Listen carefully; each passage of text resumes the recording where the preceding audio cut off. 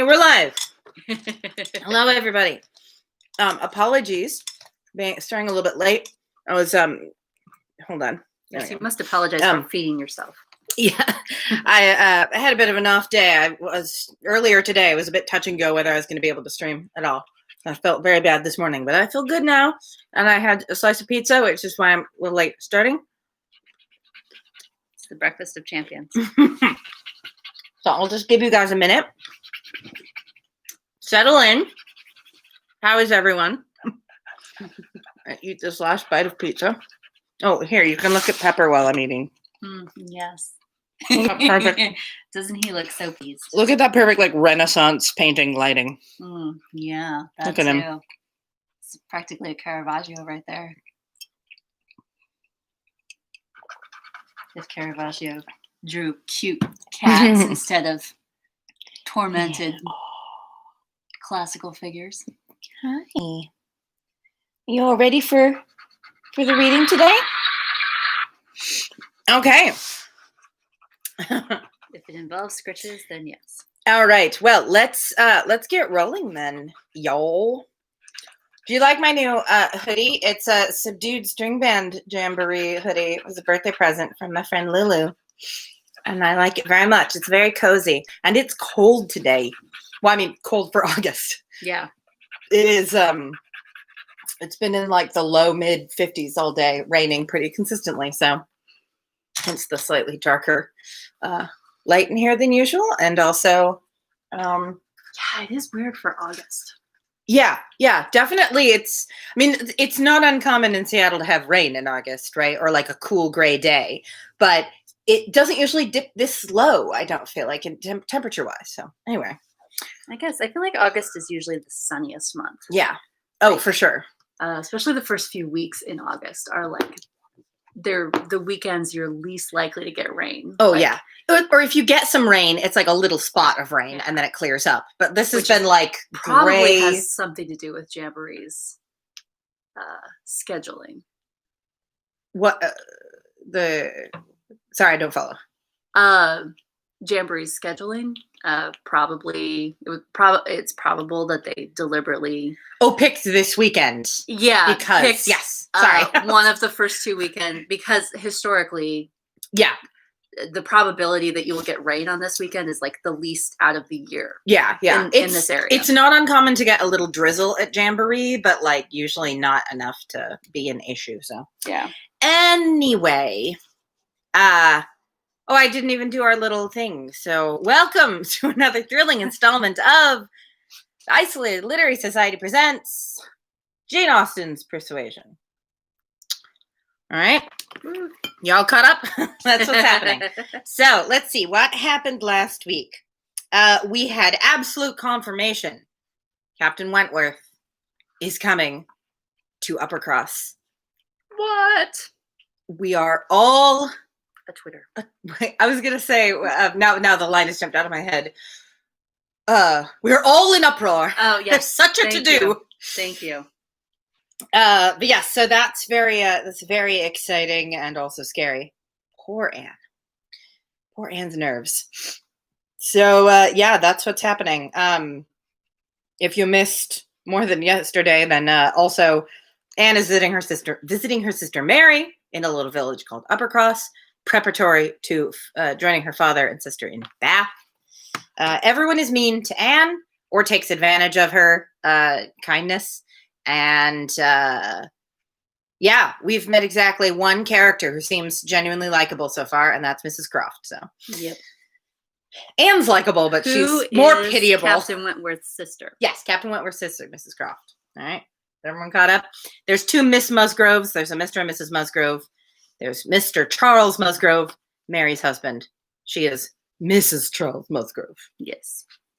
So that's where we are. In case anybody needed a little catch up on the, is it Louisa and Felicity are the two Miss Musgroves? No. Felicia? Louisa and. Where did I get the idea that it was Felicia or Felicity? I don't know. That doesn't sound right. No. God, now there's a line where Mary's complaining about being stuffed in the back of the I feel like it's something that starts with carriage. N or something, but I can't. Just trying to find the part where she's bitching Now- about being in a now- carriage. Yeah. Now I can't think of it. How can I not? Yeah, I got It's nothing. Not also Mary, because that. No, I would have noticed that. That would have been weird. Yeah. That would not be weird for the time period, but it would be a weird choice for a writer. Yeah, exactly. To deliberately have two Mary Musgroves. Yeah, exactly right. They would have the same last name as well. Yeah.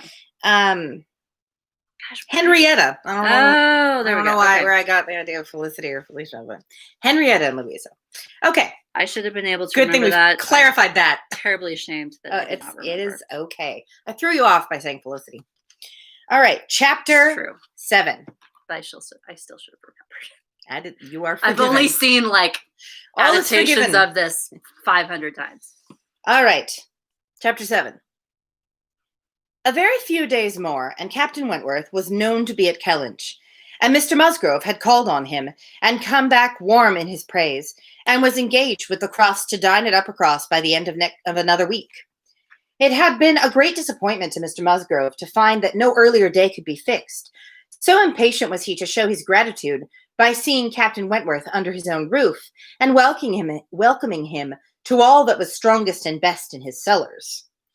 But a week must pass, only a week in Anne's reckoning, and then, she supposed, they must meet. And soon she began to wish that she could feel secure even for a week.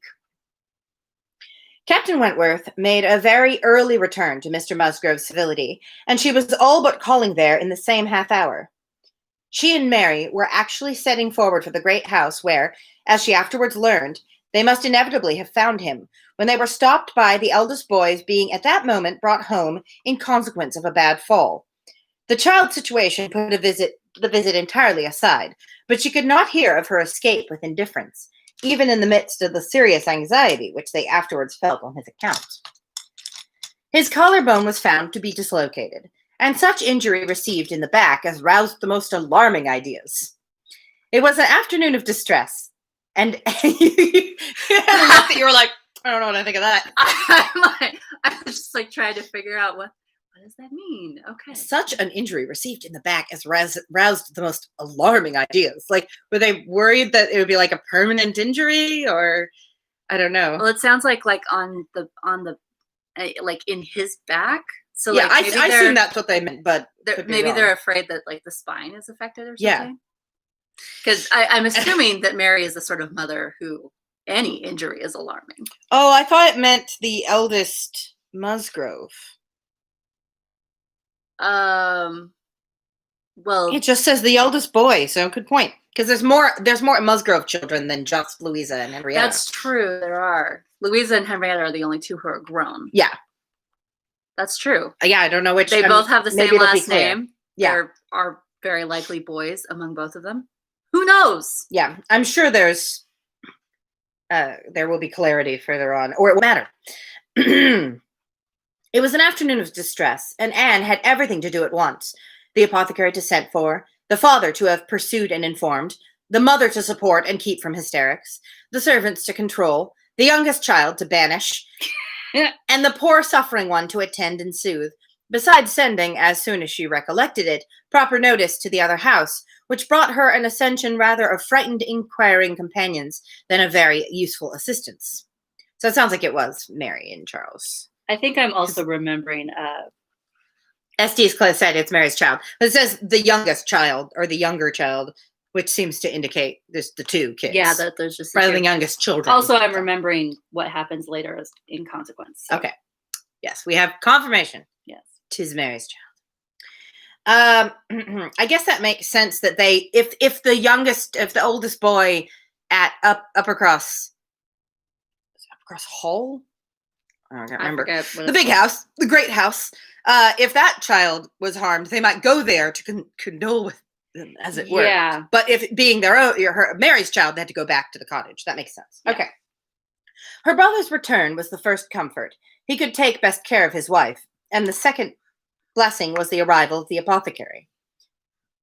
Till he came and had examined the child. I guess her brother's return. They mean Anne's brother, as in Charles? Yes. Remember, this is that weird I thing know. where I that we know. ran into with Emma, where in this case, it's not just awkward, it's actually confusing. Because it's her brother's return, he could take best care of his wife. It sounds like they're saying the wife's brother, but then they say his wife. It's just, I feel like that is an especially confusing use of that type of reference. But anyway, till he came and had examined the child, their apprehensions were the worst for being vague. They suspected great injury and knew not where, but now the collarbone was soon replaced. Replaced. They got him a new one.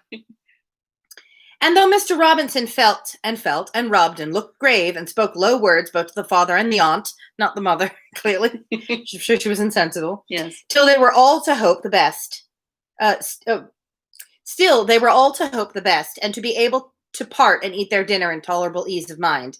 And then it was, just before they parted, that the two young aunts were able so far to digress from their nephew's state as to give the information to Captain Wentworth's visit, of Captain Wentworth's visit, staying 5 minutes behind their father and mother to endeavor to express how perfectly delighted they were with him, how much handsomer, how infinitely more agreeable they thought him than any individual among their male acquaintance, who had been at all a favorite before, how glad they had been to hear Papa invite him to stay to dinner, how sorry when he said it was quite out of his power, and how glad again when he had promised to reply to Papa and Mamma's further pressing invitations to come and dine with them on the morrow. Actually on the morrow.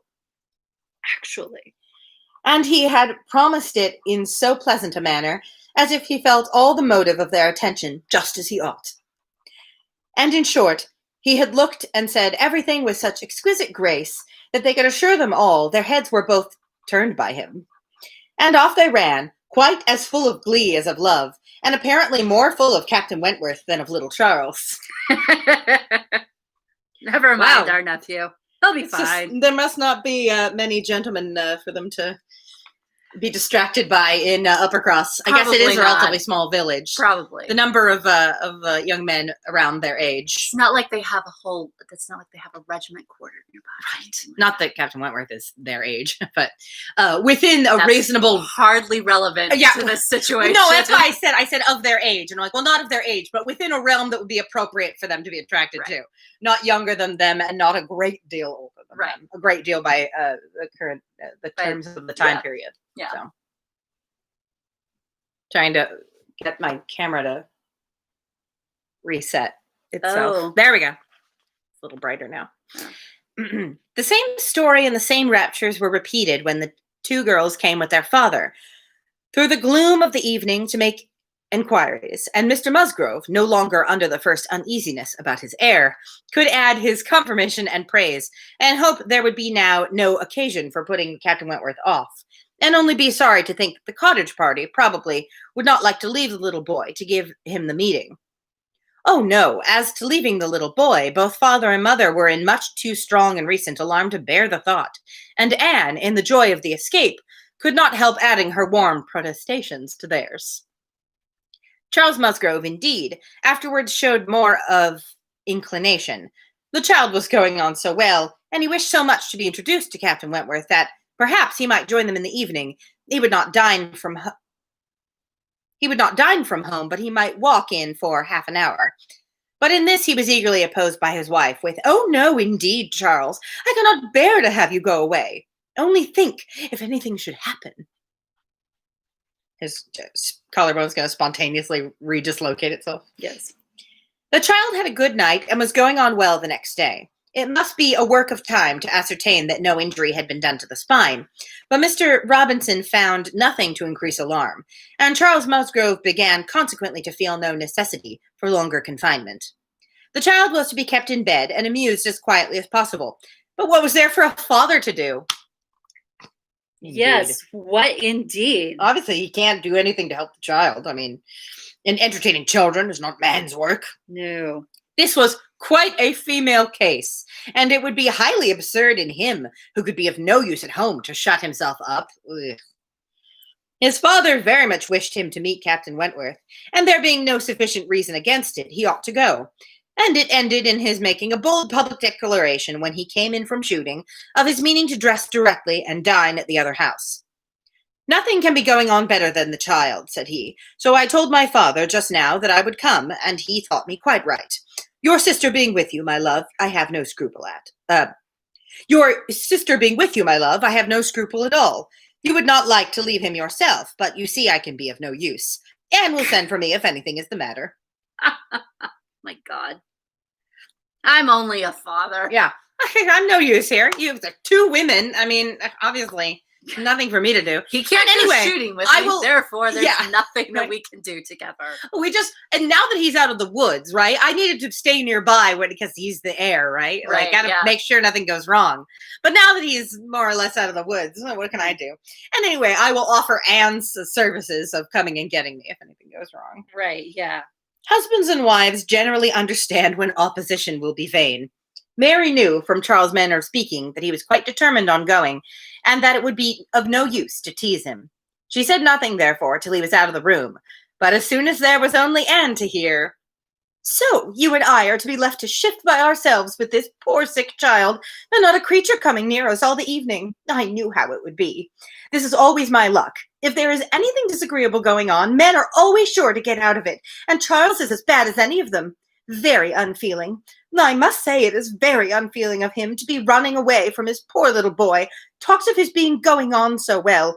How does he know that he is going on well, or that there may not be a sudden change half an hour hence? I did not think Charles would have been so unfeeling. So, here he is to go away and enjoy himself, and because I am the poor mother, I'm not to be allowed to stir, and yet I am sure I am more unfit than anybody else to be about the child. My being the mother is the very reason why my feelings should not be tried. I am not at all equal to it. You saw how hysterical I was yesterday." This is one of the rare times that Mary actually is speaking a moderate amount of sense. Yeah. That she is not very much used to the child because she's so ridiculous. Yeah. And also that there's no reason that she should be the one who has to stay home just because she's the mother. Like, yes. Although she's Mary, using you that. accidentally hit on some accurate points. Well done. That's true. Entirely accidental, I understand, but yes. It's true. But she's using it because she wants to. Right. She's jealous. She's making excuses. Yeah. She wants to go to the party. Yeah. But that was only the effect of the suddenness of your alarm, of the shock. You will not be hysterical again. I dare say we shall have nothing to distress us.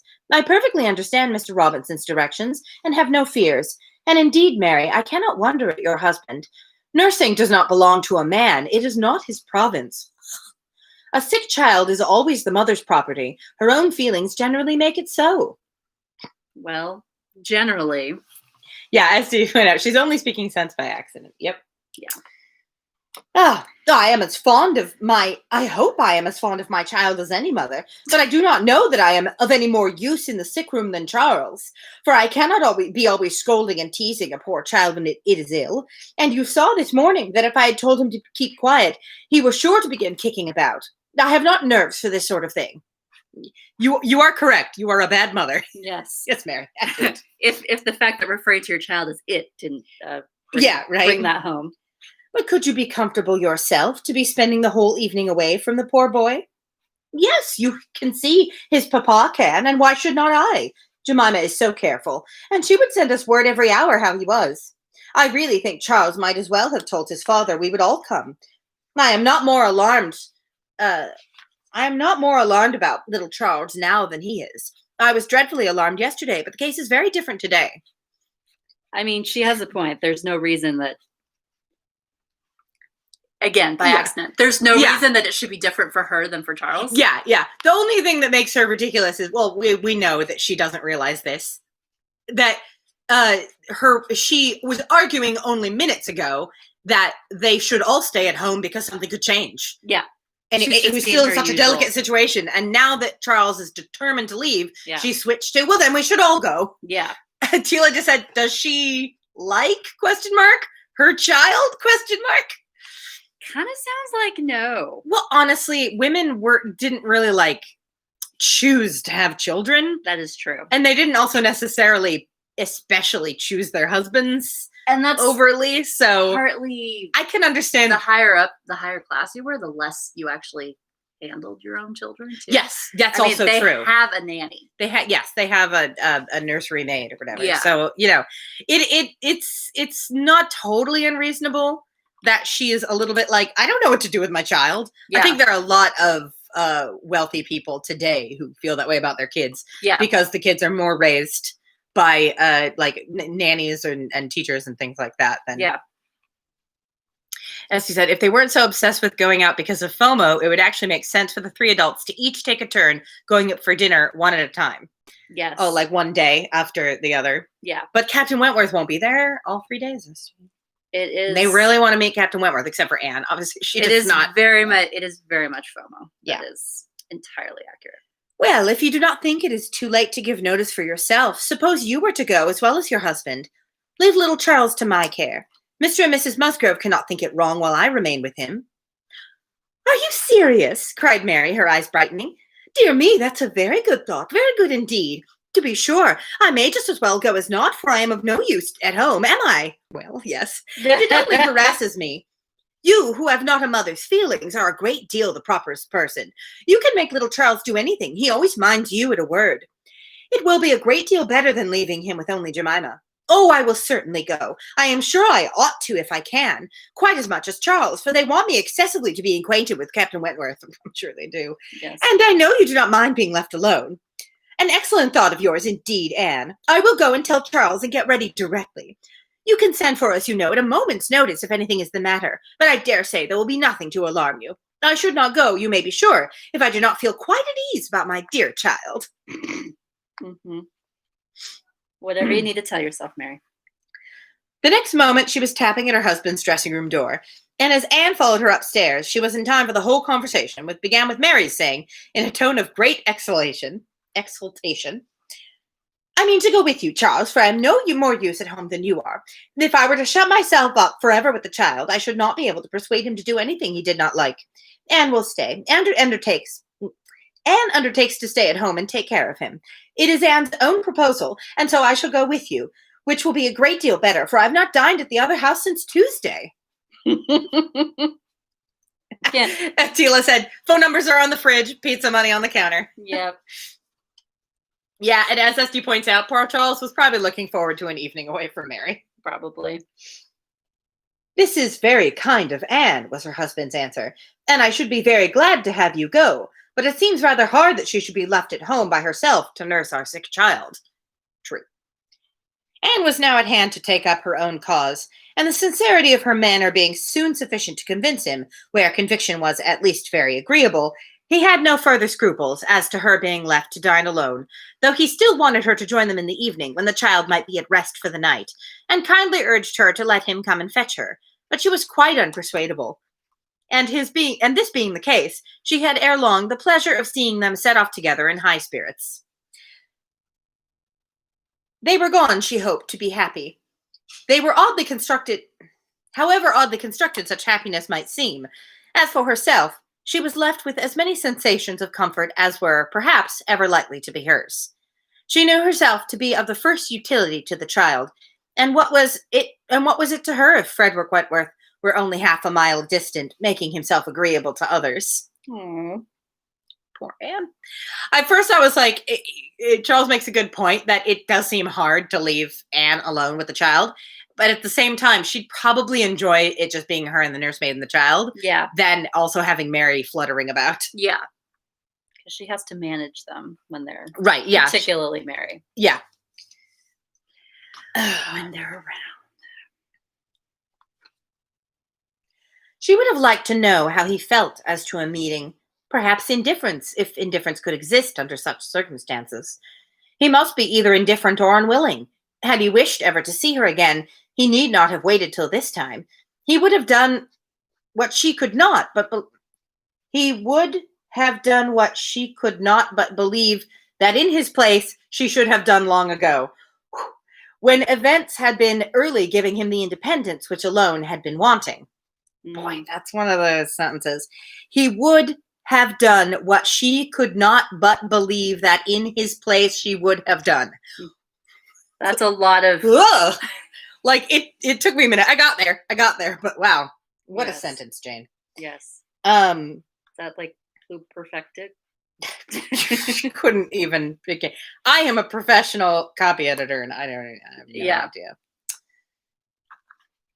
idea.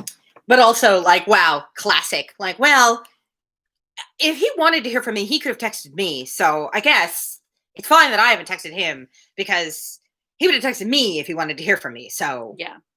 obviously he doesn't want to. Yeah. The only Goes both thing ways. that lends more validity to her argument is he does have more he actually has independence. Yeah, she doesn't. That is true. True. For her to reach out to him would be super inappropriate. Yeah. Unheard of. I mean, you might as well just like take off all your clothes and just run. Yeah, naked through the streets. Send a man a letter unasked for. Unmarried man, practically the not same related thing. to you. They're practically the same thing. I say, how daring! Very Marianne Dashwood of you. Okay, let's see. Where the heck was I? Before that letter. Her brother and sister came back delighted with their new acquaintance and their visit in general. There had been music, singing, talking, laughing, all that was most agreeable, charming manners in Captain Wentworth, no shyness or reserve. They seemed all to know each other perfectly, and he was coming to the very next morning to shoot with Charles. He was to come to breakfast, but not at the cottage, though that had been proposed at first. But then he had been pressed to come to the great house instead, and he seemed afraid of being in Mrs. Charles Musgrove's way on account of the child, and therefore, somehow, they hardly knew how, it ended in Charles being to meet him to breakfast at his father's. Anne understood it. He wished to avoid seeing her. Or he assumed you wished to avoid seeing him, Anne, given your avoidance. Well, I mean, not that she is to blame for any of this. Someone had to stay with the child. Right. I mean, all three of the adults could have gone and left the child with the nursemaid. Yeah. Probably would have been fine. Yeah. But it's not unreasonable for one adult other than the nursemaid to want to stay with the kid. So yeah. I shouldn't be too hard on poor Anne. Who could blame poor Anne? Who could blame poor Anne?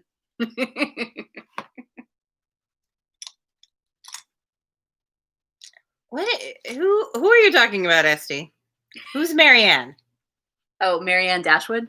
Oh. Is she responding to the comment I made? I guess she said, to be fair to Marianne, Dominic Cooper's eyes are an irresistible invitation to sin. Which, agree about Dominic Cooper's eyes. I just didn't know. Yeah, she's referencing the newer Sense and Sensibility, which I also highly prefer to the older one.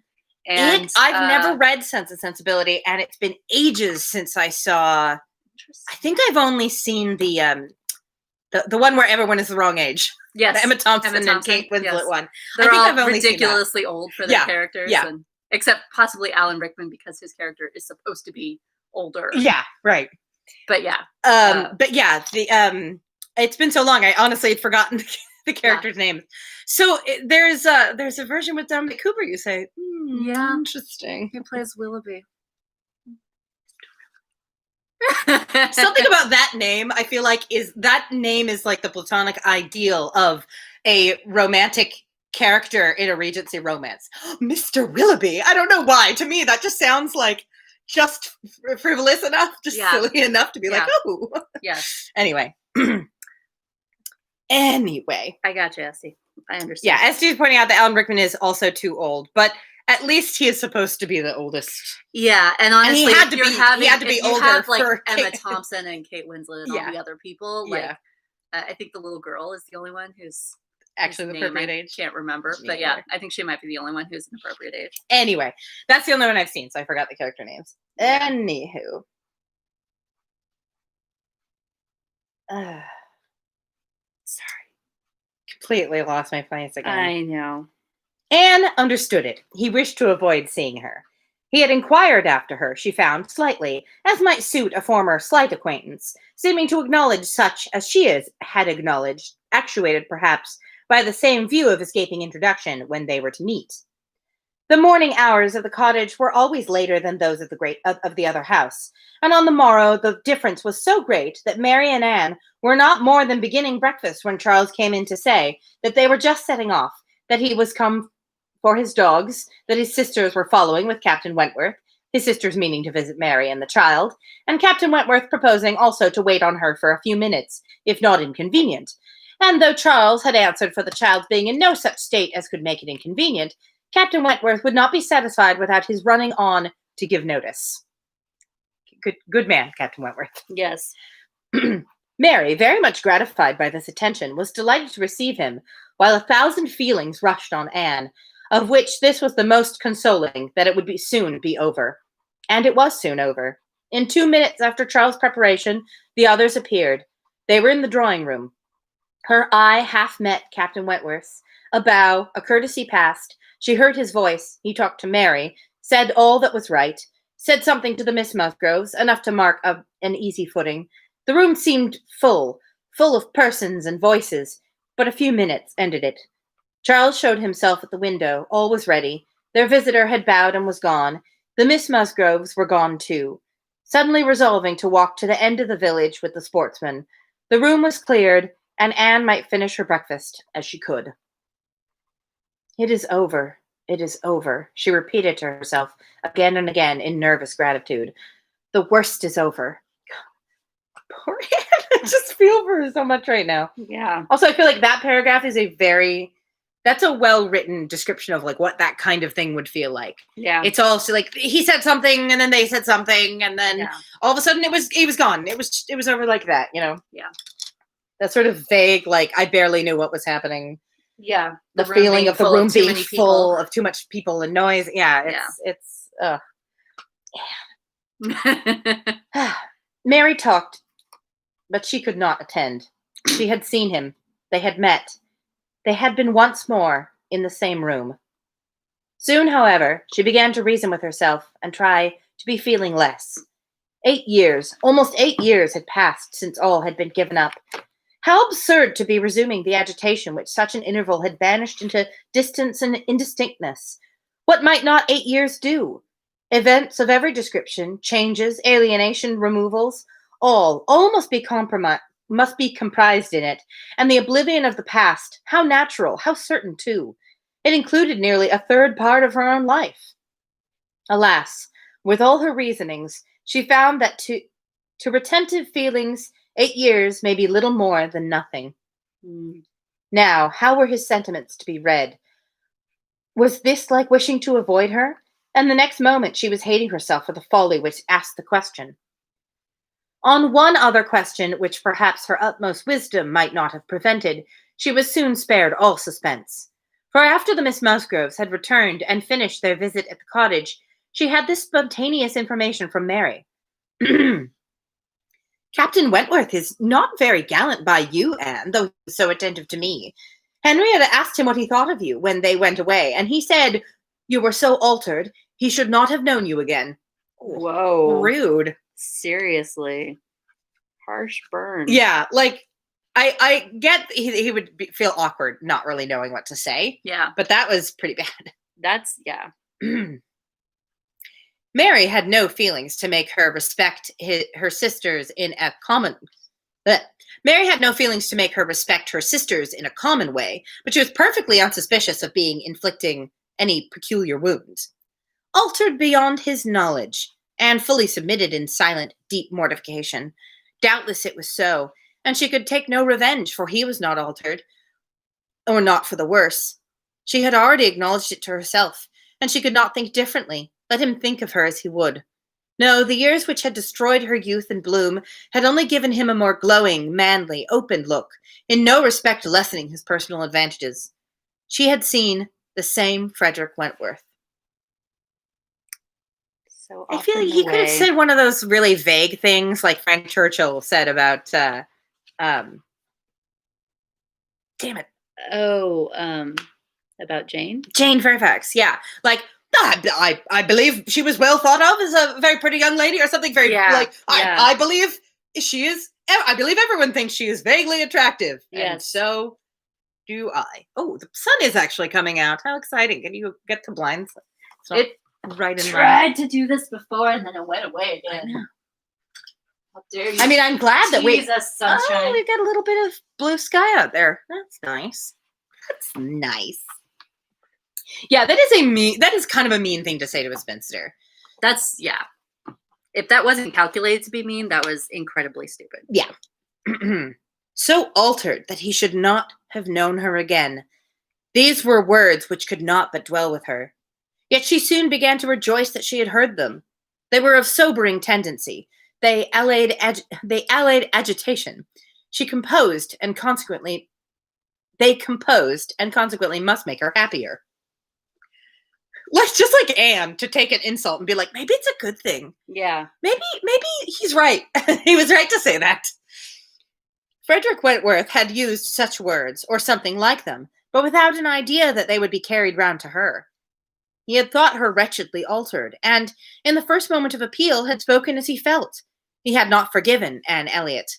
She had used him ill, deserted and disappointed him, and worse, she had shown a feebleness of character in doing so, which his own decided, confident temper could not endure. She had given him up to oblige others. It had been the effect of over-persuasion. It had been weakness and timidity. I mean, she's not wrong on any of that. Right. I've been thinking that this whole time, like, that was pretty harsh of him to say, but, I mean, he probably does feel that she wronged him. Yeah. You know. Just imagine if the book, instead of being called Persuasion, had been called Weakness and Timidity. Not as good a title at all. He had been most warmly attached to her, and had never seen a woman since whom he thought her equal, but except from some natural sensation of curiosity, he had no desire of meeting her again. Her power with him was gone forever.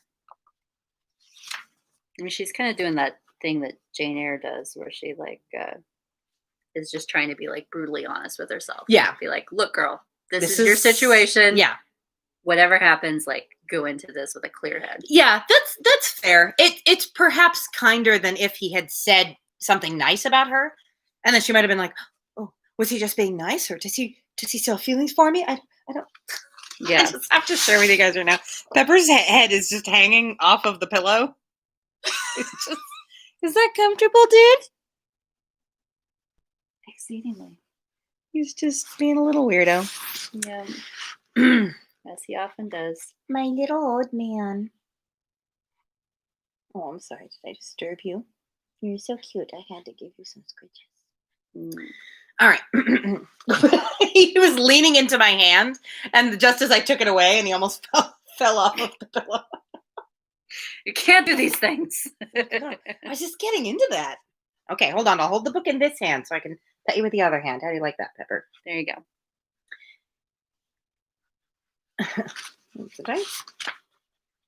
That was still a pretty harsh burn, though. It was now his object to marry. He was rich, and being turned on shore, fully intended to settle as soon as he could be properly tempted, actually looking round, ready to fall in love with all the speed which a clear head and quick taste could allow. He had a heart for either of the Miss Musgroves, if they could catch it. A heart, in short, for any pleasing young woman who came in his way, excepting Anne Elliot. This was his only secret exception when he said to his sister in answer to her suppositions, "Yes, here I am, Sophia, quite ready to make a foolish match. Anybody between 15 and 30 may have me for asking." Gross. Wow. A little beauty and a few smiles and a few compliments to the Navy, and I am a lost man. Should not this be enough for a sailor who has had no society among women to make him nice?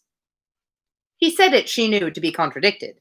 His bright, proud eye spoke the happy conviction that he was nice, and Anne Elliot was not out of his thoughts when he more seriously described the woman he should wish to meet with. A strong mind with sweetness of manner made the first and the last of the description.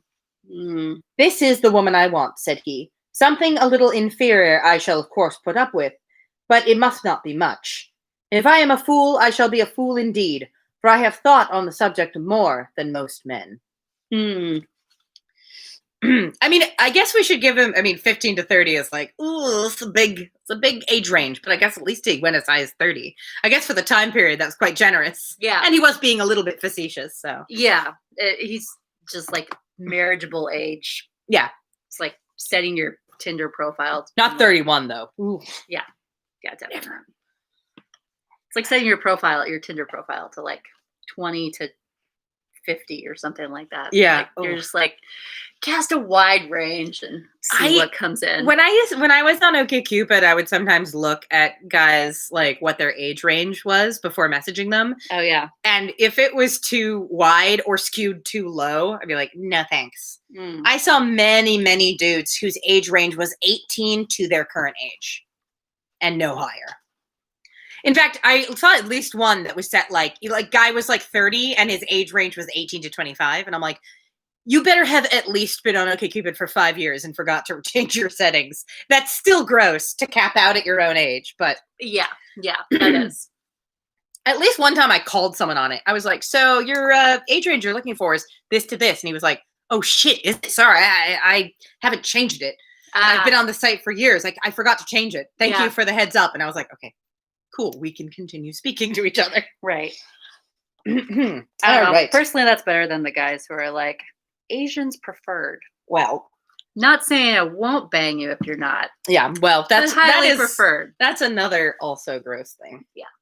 All right. Do we have time for another chapter? There's so much talking in that chapter. Yes, and we talked a lot. Yeah, we did talk quite a bit. Oh no, this is quite. Yeah, that's quite a long chapter. So I guess as much as it pains me to do so. I will. I must end for it pains me to end it all early because I'm going to be taking tomorrow off. Let me see. Maybe there's like one of those times where there's like a good stopping point. Pepper is in the middle, waiting on your every word. Oh yeah, he's just sitting right. He's sitting on top of my bookmark, Pepper. Look at him. Look at him. Doesn't want you to stop. He's like, come on, keep reading. Oh, okay. Maybe I'll keep an eye out for a good stopping point. It is only 7:15. All right, chapter 8. I always have to count. It's Roman numerals. From this time, Captain Wentworth and Anne Elliot were repeatedly in the same circle. They were soon dining in company together at Mr. Musgrove's, for the little boy's state could no longer supply his aunt with a pretense for absenting herself. And this was but the beginning of other dinings and other meetings. Whether former feelings were to be renewed must be brought to the proof. Former times must undoubtedly be brought to the recollection of each. They could not but be reverted to. The year of their engagement could not but be named by him in the little narratives or descriptions which conversation called forth.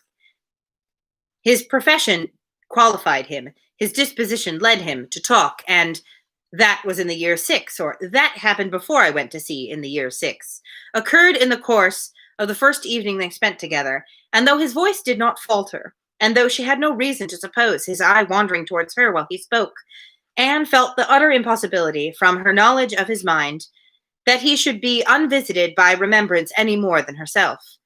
There must be the same immediate association of thought, though she was very far from conceiving it to be of equal pain. They had no conversation together, no intercourse but what the commonest civility required. Once so much to each other, now nothing. There had been a time when, of all the large party now filling the drawing-room at Uppercross, they would have found it most difficult to cease to speak to one another. With the exception, perhaps, of Admiral Mrs. Croft, who seemed particularly attached and happy, and could allow no other exception, even among the married couples, that there could have been no two hearts so open, no tastes so similar, no feelings so in unison, no countenances so beloved. Now they were as strangers, nay, worse than strangers, for they could never become acquainted. It was a perpetual estrangement. Killing me, Anne. I know. When he talked, like, oof. I know that feeling. Big oof. Yeah. When he talked, she heard the same voice and discerned the same mind. There was a very general ignorance of all naval matters throughout the party, and he was very much questioned, and especially by the two Miss Musgroves, who seemed hardly to have eyes but for him, as to the manner of living on board, daily regulations, food, hours, etc., and their surprise at his accounts, at learning the degree of accommodation and arrangement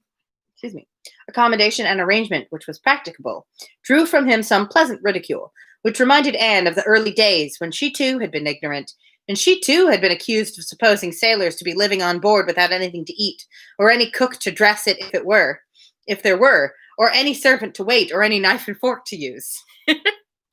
From thus listening and thinking, she was roused by a whisper of Mrs. Musgrove's, who, overcome by fond regrets, could not help saying, "Ah, Miss Anne, if it had pleased heaven to spare my poor son, I dare say he would have been just such another by this time." Yes, you tell yourself that, Mrs. Musgrove. Yeah. Anne suppressed a smile and listened kindly while Mrs. Musgrove relieved her heart a little more, and for a few minutes, therefore, could not keep pace with the conversation of the others. When she could let her attention take its natural course again, she found that the Miss Musgroves just fetching the Navy List, their own Navy List, the first that had ever been at Uppercross, and sitting down together to pore over it with the professed view of finding out the ships which Captain Wentworth had commanded. "Your first was the Asp, I remember. We will look for the Asp." "You will not find her there. Quite worn out and broken up. I was the last man who commanded her. Hardly fit for service then. Reported fit for home service for a year or two, and so I was sent off to the West Indies." The girls looked all amazement. "The Admiralty," he continued, "entertained themselves now and then with sending a few hundred men to sea in a ship not fit to be employed. But they have a great many to provide for, and among the thousands that may just as well go to the bottom as not, it is impossible for them to distinguish the very set who may be least missed." Sorry, I just can't help thinking of Barrett's Privateers. Oh, I'm not Oh, familiar the with Asp sloop was a sickening sight. Oh, I bet she'd a list to the port in her sails and rags, with the cooks and the scuppers with the staggers and jags. Anyway, that's the song. nice. That ship in that song is called the Antelope. So. "Foo, foo," cried the Admiral. "What stuff these young fellows talk. Never was a better sloop than the Asp in her day. For an old-built sloop, you would not see her equal. Lucky fellow to get her. He knows there must have been 20 better men than himself applying for her at the same time. Lucky fellow to get anything so soon, with no more interest than his." "I felt my luck, Admiral, I assure you," replied Captain Wentworth seriously. "I was as well satisfied with my appointment as you can desire. It was a great object with me at that time to be at sea. A very great object. I wanted to be doing something." Just really, really hammer that stake home, Captain Wentworth. "To be sure you did. What should a young fellow like you do ashore for half a year together? If a man has not a wife, he soon wants to be afloat again." "But, Captain Wentworth," cried Louisa, "how vexed you must have been when you came to the Asp to see what an old thing they had given you." Sorry, I've just decided Louisa is silly. That is a decision I have made. That's not a bad decision. "I knew pretty well what she was before that day," said he, smiling. "I had no more discoveries to make than you would have as to the fashion and strength of any old police." What? Am I pronouncing that word wrong? Police? P-E-L-I-S-S-E? Oh. Police? I think it just sounds like police, but right, yeah. I feel like I've heard that word used to mean like an entire... Oh, it's a cloak. Okay, I'm wrong. Okay. I misunderstood that word when I have read it before. I thought it had something, it was like a wardrobe or something like that for some reason. I don't know why I thought that. I knew it was an article of clothing, but for some reason I don't think I've ever heard it spoken before. Yeah. I don't know that I have either. So, police? I mean, I'm assuming a slightly French pronunciation. It's French. So in French, I would guess that spelling would be police. Yeah. Police. Anyway. Of course, who knows how English would say that. Right? They may have their own ideas. We like palace.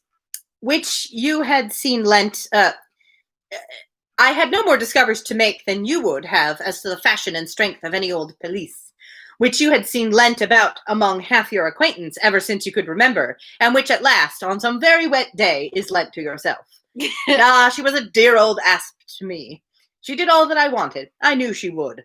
I knew that we should either go to the bottom together, or that she would be the making of me. And I never had 2 days of foul weather all the time I was at sea in her. And after taking privateers enough to be very entertaining, I had the good luck in my passage home the next autumn to fall in with the very French frigate I wanted. I brought her into Plymouth, and here was another instance of luck. We had not been 6 hours in the Sound when a gale came on, which lasted 4 days and nights, and which have done for poor old Asp in half the time, our touch with the great nation not having much improved our condition. 24 hours later, and I should have been a gallant Captain Wentworth, in a small paragraph in one corner of the newspapers, and being lost in only a sloop, nobody would have thought about me. Anne's shudderings were to herself alone, but the Miss Musgroves could be as open as they were sincere in their exclamations of pity and horror. "And so then, I suppose," said Mrs. Musgrove in a low voice, as if thinking aloud, "so then he went away to the Laconia, and there he met with our poor boy. Charles, my dear," beckoning him to come to her, "do ask Captain Wentworth where it was he first met with your poor brother. I always forget." "It was at Gibraltar, mother, I know. Dick had been left ill at Gibraltar with a recommendation from his former captain to Captain Wentworth." "Oh, but Charles, tell Captain Wentworth he need not be afraid of mentioning poor Dick before me, for it would be rather a pleasure to hear him talked of by such a good friend." Charles, being somewhat more mindful of the probabilities of the case, only nodded in reply and walked away. Hard to say what Captain Wentworth would have to say about Dick. Yes, indeed. Good old Dick. Dicky boy. The girls were now hunting for the Laconia, and Captain Wentworth could not deny himself the pleasure of taking the precious volume into his own hands to save them the trouble, and once more read aloud the little statement of her name and rate and present non-commissioned class, observing over it that she too had been one of the best friends man ever had. "Ah, these were pleasant days when I had the Laconia. How fast I made money in her. A friend of mine and I had such a lovely cruise together off the Western Islands. Poor Harville's sister. You know how much he wanted money. Worse than myself. He had a wife. Excellent fellow. I shall never forget his happiness. He felt it all so much for her sake. I wished for him again the next summer when I still had the same luck in the Mediterranean." "And I am sure, sir," said Mrs. Musgrove, "that it was a lucky day for us when you were put captain into that ship. We shall never forget what you did." Her feelings made her speak low, and Captain Wentworth, hearing only in part, and probably not having Dick Musgrove at all near his thoughts, looked rather in suspense, and as if waiting for more. "My brother," whispered one of the girls. "Mamma is thinking of poor Richard." "Poor dear fellow," continued Mrs. Musgrove. "He was grown so steady, and such an excellent correspondent while he was under your care. 2 letters? That weren't asking for money. Right, yeah, exactly. The other ones don't count. Yeah. That does not make one an excellent correspondent. No. It would have been a happy thing if he had never left you. I assure you, Captain Wentworth, we are very sorry he ever left you." There was a momentary expression in Captain Wentworth's face at this speech, a certain glance of his bright eye and curl of his handsome mouth, which convinced Anne that instead of sharing in Mrs. Musgrove's kind wishes as to her son, he had probably been at some pains to get rid of him. But it was too transient an indulgence of self-amusement to be detected by any who understood him less than herself.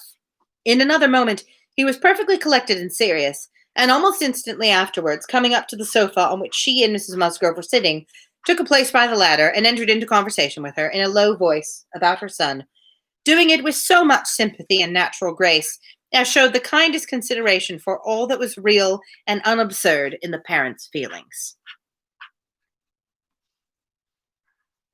They were actually on the same sofa, for Mrs. Musgrove had most readily made room for him. They were divided only by Mrs. Musgrove. It was no insignificant barrier, indeed. Mrs. Musgrove was of comfortable, substantial size, infinitely more fitted by nature to express good cheer and good humor than tenderness and sentiment. And while the agitations of Anne's slender form and pensive face may be considered as very completely screened, Captain Wentworth should be allowed some credit for the self-command with which he attended to her large, that's rude, her large fat sighings over the destiny of a son whom alive nobody had cared for. Wow. So the way that she sighs was especially fat in nature. Fuck you, Jane. I don't know. I mean, that's not necessarily an insult, but yeah, it is weird.